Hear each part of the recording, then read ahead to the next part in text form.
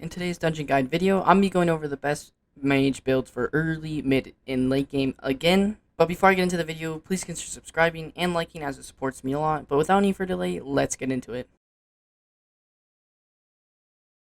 Alright, to start off with for early game, I'm going to be going over 3 armor sets. Which the first one is going to be adaptive, which can be a little expensive for some early on players. And then sort of another expensive set, which is just going to be some wise dragon armor, which takes no requirements, so it is pretty good for that. It also in general gives a lot of mana and a decent amount of health and defense for survival. But of course, if those two are pretty expensive for you, you can go for a bonzo mask and a bonzo staff, which might still be kind of expensive, but those are 2 items that all you're gonna really need, and then the rest you could just spend on whatever survival armor you can find, sort of like rotten armor, and you can just reforge this with wise or smart. And like I said, for the weapon for all these, just really aim towards the bonzo staff, as it's probably going to be the best, but if you can't, you can just go with the dreadlord sword. That should be fine as well. And for the pet, you can either go with a blue whale or a low level sheep.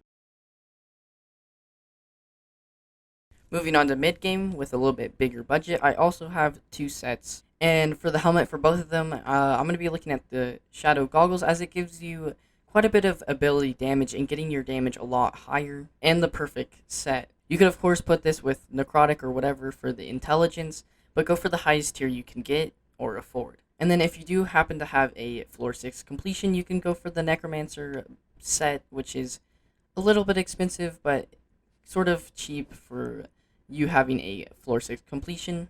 And for the weapon, you can stick with a bonzo staff, or you can get a spirit scepter, which is going to be a little on the more expensive side, but if you can afford it, definitely go for that. That will be a game-changing weapon for you.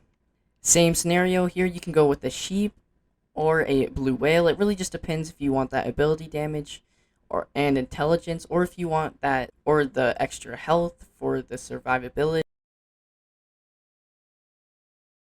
And yet again, we have 2 builds for armor in late game, which is going to be wither goggles for the helmet. And then of course for the rest of the set, you can go with storm. And to replace the storm, what you could get is maxer if you are a higher up catacombs level, so you get the extra speed and it makes your runs a little bit faster.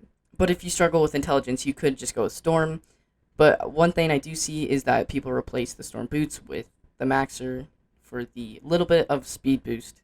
And the main pets for late game, definitely sheep and blue whale. Again, it really just depends on catacombs level, if you can actually survive the higher floors. And for late game, the weapon is going to be a Midas staff, which is quite expensive from the last weapon, but if you can't afford it, you can go with the weapon for mid game.